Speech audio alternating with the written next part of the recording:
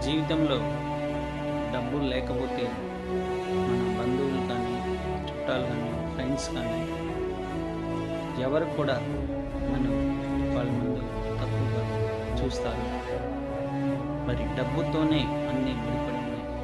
ప్రేమలైన, బంధుత్వాలైన మరి సాఫీగా ఉండాలంటే మనం డబ్బులు సంపాదించాలి. ఆఖరికి మన ఇంట్లో వాళ్ళకి కూడా డబ్బులు లేనప్పుడు చులకనగా చూస్తారు.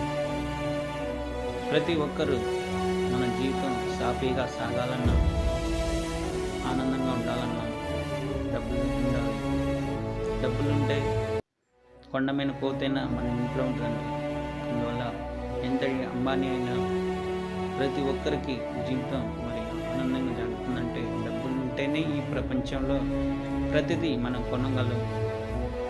దయచేసి ప్రతి ఒక్కరూ మీరు మీ లైఫ్లో చేస్తున్న పని మీద అలాగే మీ కుటుంబాన్ని కూడా డబ్బులు సంపాదించండి.